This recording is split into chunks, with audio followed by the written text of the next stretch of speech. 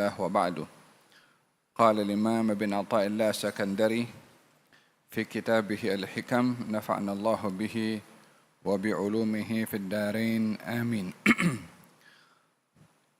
أكرمك بكرامات ثلاث جعلك ذاكرا له ولولا فضله لم تكن أهلا لجريان ذكره عليك وجعلك مذكورا به إذ حقق نسبته لديك وجعلك مذكورا عنده فتمم نعمته عليك.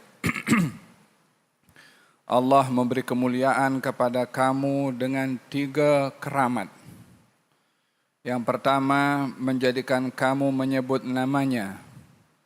Kalau bukan oleh kerana anugerah dari Allah, maka kamu tidak layak untuk menggerakkan lidahmu menyebut namanya. Yang kedua, keramat yang kedua, menjadikan kamu disebut sebagai orang yang berzikir kepada Allah.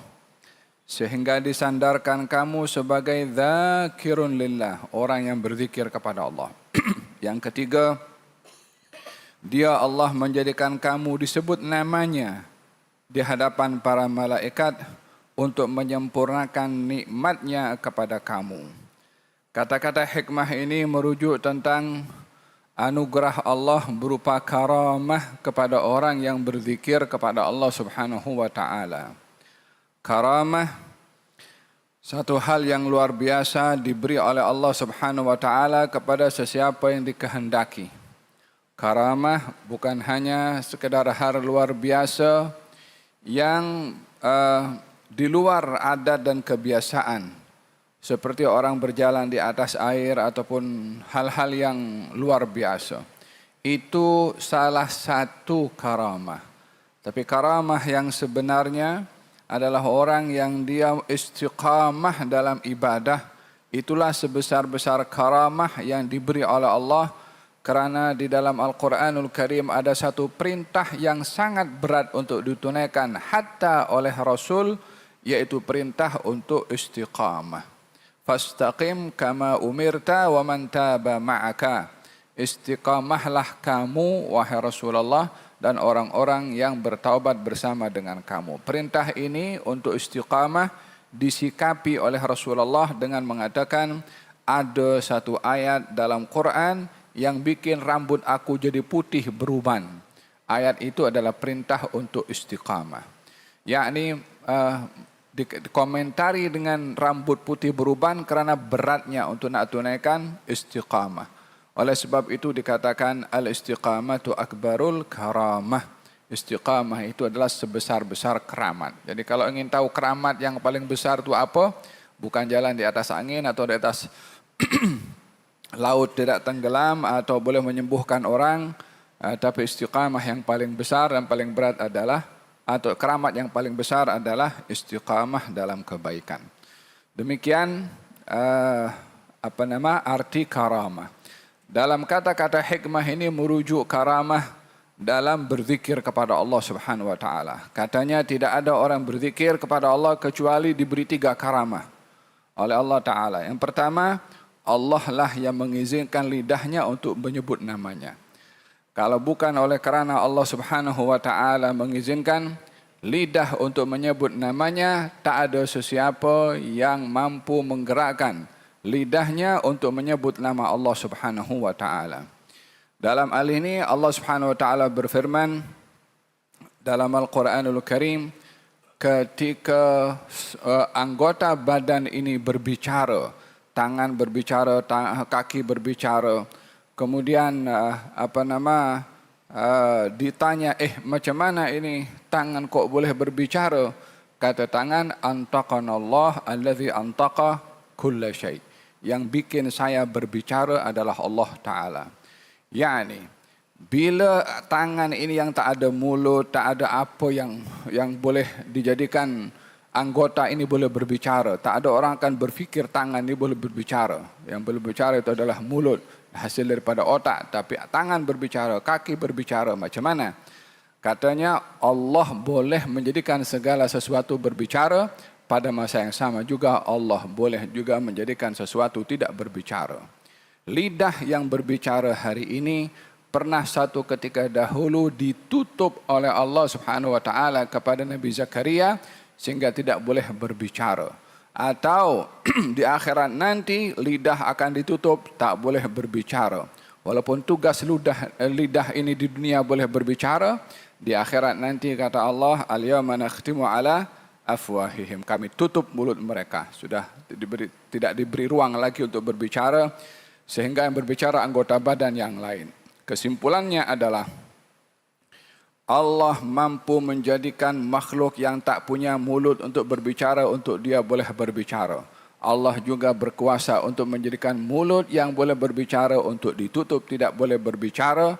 Maha kuasa Allah yang tidak ada siapa yang mengawal kekuasaannya untuk menentukan segala-gala dengan kehendak yang diinginkan oleh Allah Subhanahu wa taala. Katanya kamu tidak berzikir kepada Allah kecuali diberikan 3 karamah. Yang pertama, Allah lah yang mengizinkan lidah kamu untuk menyebut namanya. Kalau bukan oleh kerana Allah yang menggerakkan lidah kamu, maka kamu tidak mampu untuk menyebut namanya. Yang kedua, wa ja'alaka madhkuran bihi id haqqaqa nisbatahu ladaik.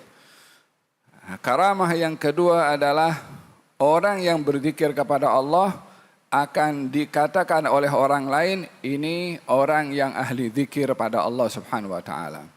Yani dia menyebut nama Allah Subhanahu wa taala, orang nampak, orang tengok majlis zikir, oh dia sedang berzikir kepada Allah Subhanahu wa taala. Dinisbahkan orang itu kepada Allah Subhanahu wa taala, yang dengan nisbah itu untuk memuliakan orang itu kerana menyebut nama Allah Subhanahu wa taala. Dengan berzikir kepada Allah Subhanahu wa taala, seseorang akan terangkat darjat kerana zikirnya, bukan kerana orangnya. Yang ketiga adalah wa ja'alaka madhkuran indahu, dan dengan kamu berzikir kepada Allah, Allah menyebut namamu dan juga memperkenalkan kamu di hadapan para malaikatnya sesuai dengan hadis Rasulullah sallallahu alaihi wa ala alihi wasallam, man dzakarani fi nafsihi dzakartuhu fi nafsi wa man dzakarani fi mala'in dzakartuhu fi mala'in khairim minhu. Barang siapa yang menyebut namaku pada dirinya, aku sebut namanya pada diriku. Barang siapa yang menyebut namaku di hadapan orang ramai, aku akan sebut namanya di hadapan yang lebih ramai, yakni di hadapan para malaikat. Dalam hadis yang lainnya, baginda Rasulullah sallallahu alaihi wasallam bersabda, "Ma jalasa qaumun yadhkuruna Allah ta'ala illa haffadhumul malaikatu wa ghasyiyadhumur rahmatu wa nazalat alaihimus sakinatu wa dzakarahumullahu fi man indahu." Tidak ada satu kaum yang berzikir kepada Allah melainkan kaum itu dikelilingi oleh malaikat, diturunkan rahmat dan dianugerahkan sakinah, dan Allah menyebut nama mereka di hadapan para malaikat. Ini semua adalah tamamun ni'mah, kesempurnaan pada nikmat yang diberi oleh Allah Subhanahu wa taala berupa karamah kepada orang yang berzikir kepada Allah Subhanahu wa taala. Dalam Al-Qur'anul Karim Allah Subhanahu wa taala menceritakan tentang Nabi Zakaria. Nabi Zakaria mengatakan kepada Allah Subhanahu wa taala, "Ya Allah, kalau istri aku sudah mengandung, beri tanda kepada aku supaya aku tahu dengan tanda itu istri aku mengandung." Kata Allah Subhanahu wa taala, diberi tanda dengan tidak boleh berbicara. Salasata ayyam, selama 3 hari. Nak bercakap tak boleh. Kecuali kalau bertasbih dan berzikir. Lidah yang sama, untuk berzikir nama Allah boleh, nak bercakap dengan orang tak boleh. Kelu lidahnya, tertutup aja. Lidah yang sama. Kenapa untuk sebut nama Allah boleh, bicara yang lain tak boleh? Kerana yang menggerakkan dan menghalang serta membolehkan untuk mana yang disebut, mana yang tak boleh adalah Allah Subhanahu wa taala yang tidak terhad untuk menentukan apa yang diinginkan oleh Allah Subhanahu wa taala.